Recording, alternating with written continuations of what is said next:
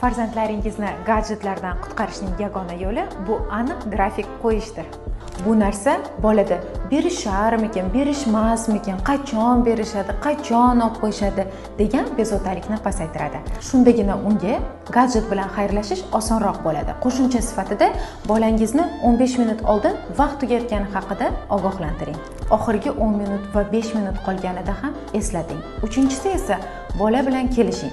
Agar bola sizning nazoratingizsiz o'z vaqtida telefonni qaytaradigan bo'lsa, u telefon uchun 15 minut sovg'aga olishini ayting.